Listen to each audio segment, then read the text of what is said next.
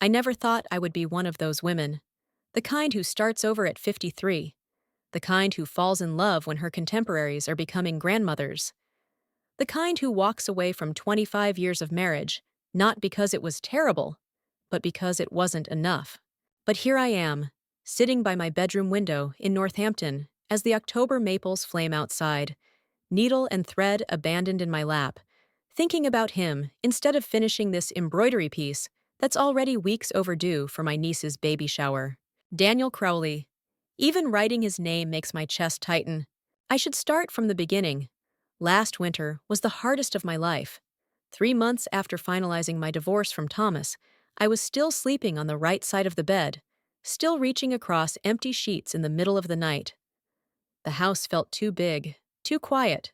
My daughter Claire had stopped returning my calls with any regularity. She'd always been closer to her father, and I couldn't blame her. Breaking apart a family after 25 years feels like vandalism, even when it's necessary. You weren't miserable enough to justify it, my sister Elaine told me over coffee, her disappointment barely concealed. Thomas is a good man. Marriage isn't about passion at our age, Maggie. Maybe she was right. Thomas was kind, dependable.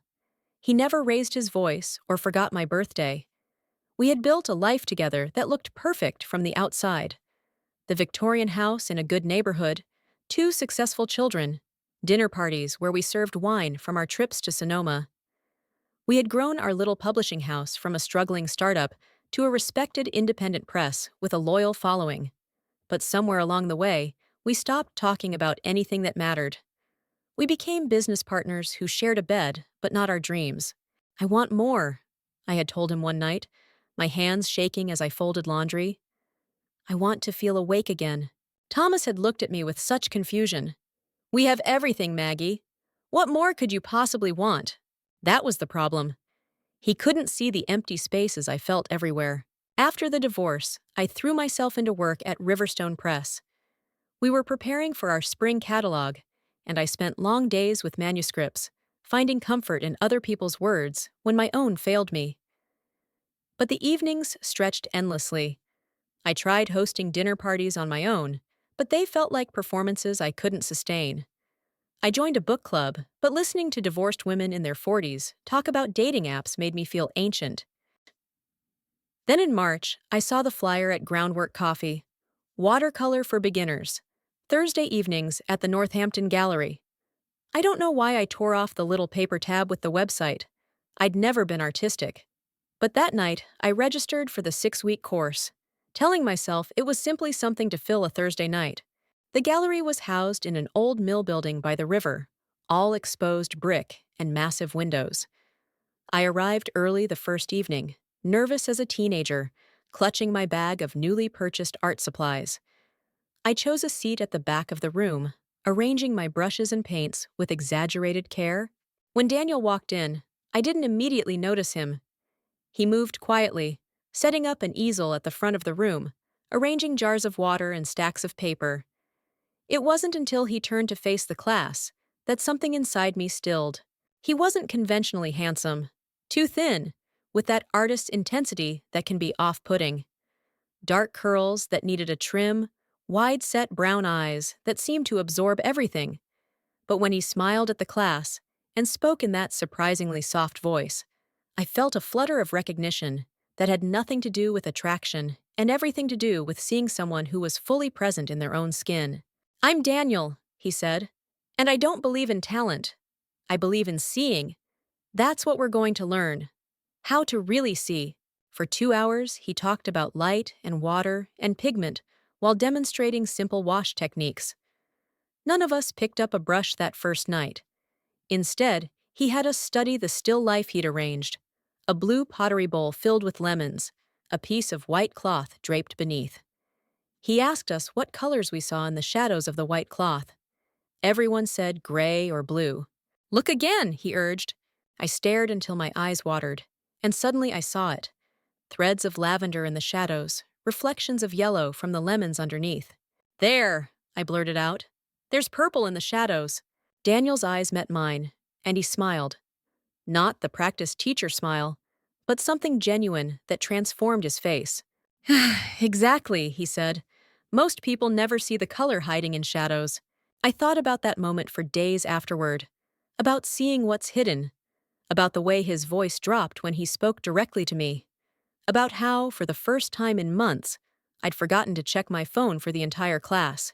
The second week, we finally painted. Terrible, watery messes that made most of us laugh in frustration. My attempt at an apple looked like a misshapen tomato bleeding across the paper.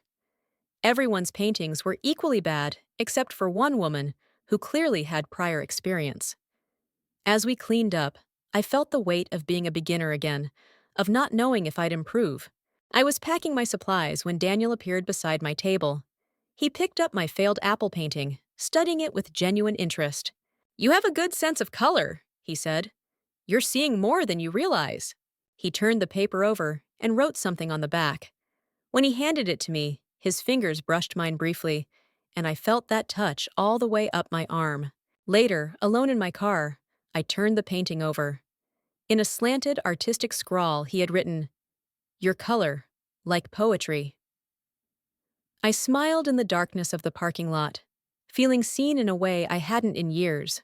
By the fourth class, I had improved enough to produce a recognizable landscape, though my trees still looked like blurry lollipops.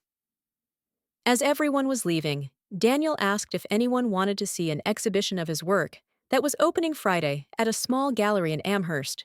"Sida, I don't usually invite students," he said, "but I think this group might appreciate what I've been trying to do with light." 4 other students eagerly accepted. I hesitated. I knew what going would mean, that I was interested in more than watercolor techniques, that I was stepping into something that both exhilarated and terrified me. "I'd like that," I said finally, and Daniel smiled that transformative smile again.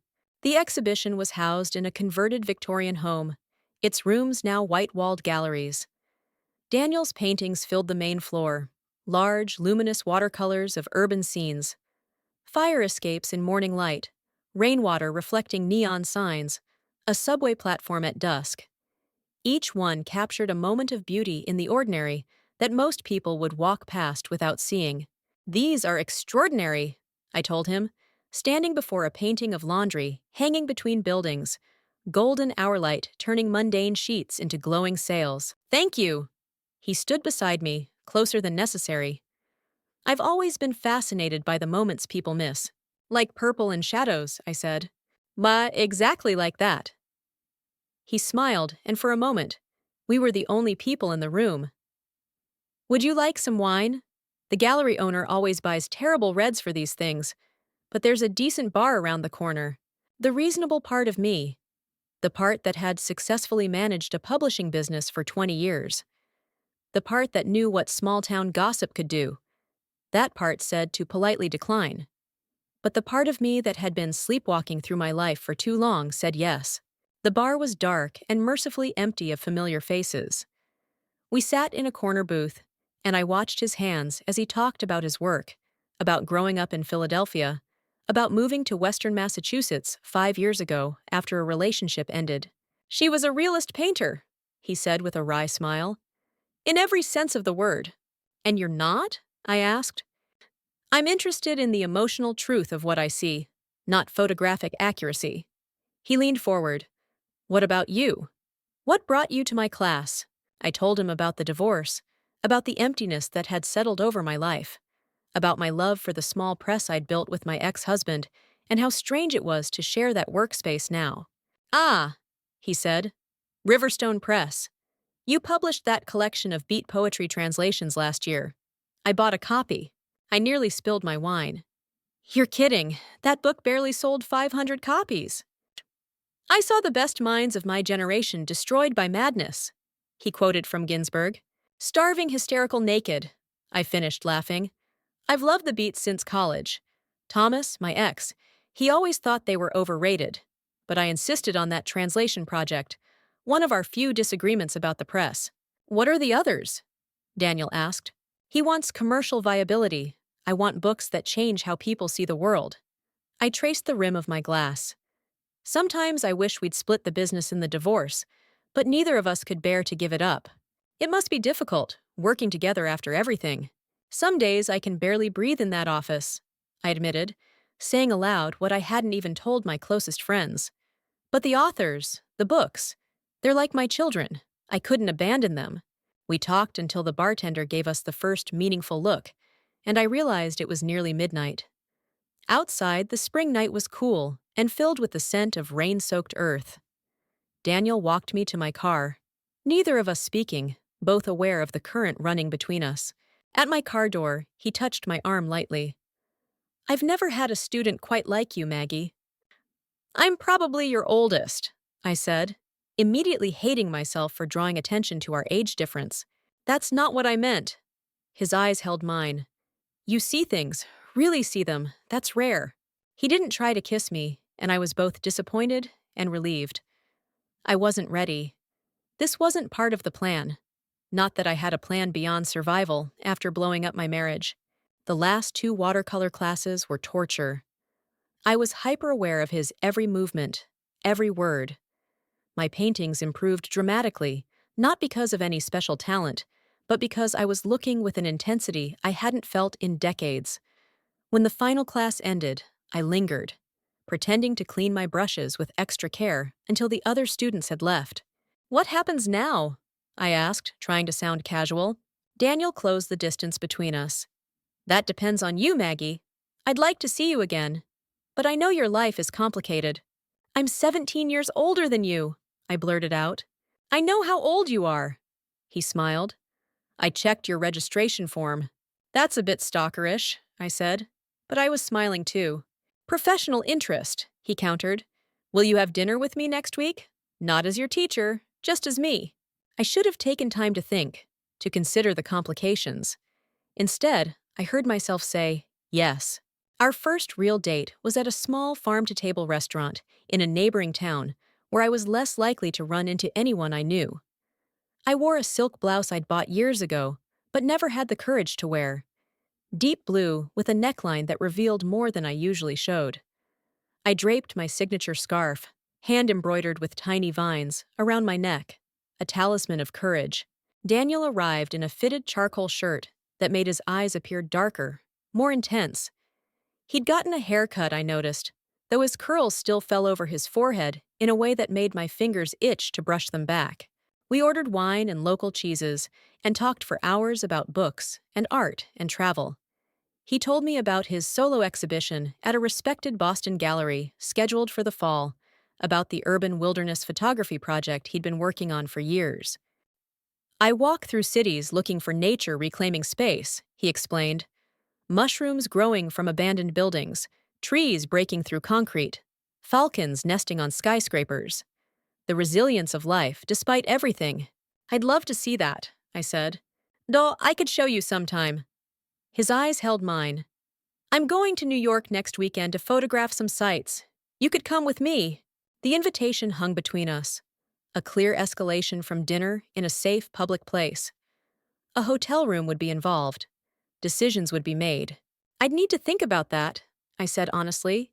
He nodded, respecting the boundary. "Of course." After dinner, he walked me to my car, and this time when we stopped beside it, the question in his eyes was unmistakable. I answered by stepping closer, tilting my face up to his. His kiss was gentle at first, almost hesitant, until I pressed myself against him, my hands finding those curls at last. Then something broke open between us, hunger and recognition and relief all at once. When we finally pulled apart, breathless, I saw the same wonder in his eyes that I felt.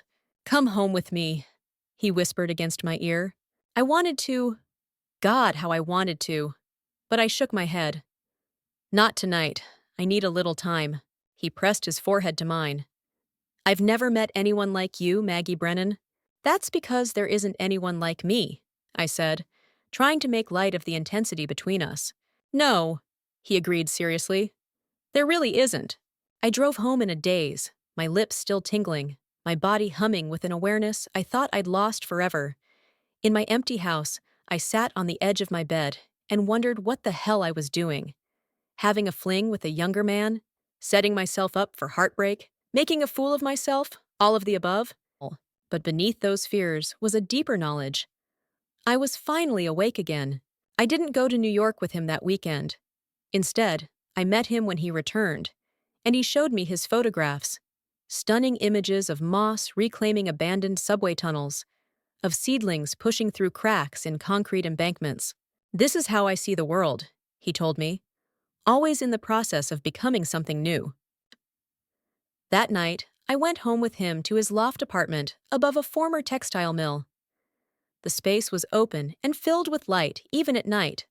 Tall windows, white walls covered in artwork, not just his own, books stacked everywhere. It was the home of someone fully engaged with life, with creativity. Making love with Daniel was like nothing I had experienced before, not just because of his youth or skill, but because of how present he was, how attuned to my responses. In my marriage, sex had become perfunctory years ago, a box checked on the long list of marital obligations. With Daniel, it was conversation and discovery and play. Afterward, lying in his bed watching moonlight pattern the floor, I felt no shame, only a deep contentment that I had found my way back to my body, back to desire. "What are you thinking?" he asked, tracing patterns on my bare shoulder. "That I've been sleepwalking for years," I admitted. "That I didn't know I could feel this way at my age. Age is just—" I placed my fingers over his mouth. "If you say age is just a number, I'm leaving immediately." He laughed and kissed my fingertips. "I was going to say age is just one part of who you are, and not the most interesting part, by far." As spring turned to summer, we fell into a rhythm. Dinners at his place or mine when my ex had business trips. Weekend mornings at farmers markets, his hand warm in mine. Long talks about books and art and life that made me feel seen in ways I'd forgotten were possible. I introduced him to the pleasures of complicated cooking, spending entire Sundays preparing coq au vin or homemade pasta while listening to Tom Waits or Nina Simone. He taught me to see beauty in urban decay during photography walks through Springfield's abandoned factories. We were learning each other, piece by piece. But we were careful. Northampton isn't Boston or New York. People talk. I wasn't ashamed of Daniel, but I wasn't ready for our relationship to become gossip fodder at the press or among my friends. So we drove to Amherst or Springfield for dinner dates. We took day trips to the Berkshires, where we could hold hands in public without worry. In July, he invited me to spend a week at a friend's empty cabin in the Adirondacks. 7 days of waking up together, of swimming in the lake at dawn, of reading on the porch while afternoon thunderstorms rolled through, of making love with windows open to the summer night. 7 days of what life could be like if we didn't have to hide. On our last night there, sitting on the dock watching stars emerge, Daniel took my hand. "Move in with me," he said simply. The words sent a shock through me. "Daniel!" "I know it's fast," he continued, "but I've never been more certain about anyone. When I'm not with you, everything feels muted somehow, like I'm waiting to start living again." I looked at our intertwined fingers, his strong and tanned from summer, mine showing the first signs of age that no cream could truly erase. "People would talk," I said finally. "The age difference? Let them talk. We're not doing anything wrong. My daughter barely speaks to me as it is. If I move in with someone younger than her brother, we can't live our lives for other people, Maggie." I pulled my hand away gently. "That's something people say when they're young. When you get older, you realize your choices affect everyone connected to you." A shadow crossed his face. "So what are you saying? This is just temporary? Something to pass the time until— What? Until you decide it's too complicated?" "No," I said quickly. "That's not what I mean. I just need more time." The perfect week developed its first crack. We made love that night with a new urgency, as if trying to convince each other of something we couldn't put into words. Back in Northampton, reality reasserted itself quickly. The press was launching our fall catalog, which meant long hours and weekend work. Daniel was preparing for his Boston exhibition, spending days in his studio that stretched into nights. We snatched moments when we could. Early breakfasts, late dinners, texts throughout the day that kept us connected. In August, I had to attend a publishing conference in Chicago. Daniel drove me to the airport, and as we said goodbye at security, he pressed a small package into my hand. "Don't open it until you're on the plane."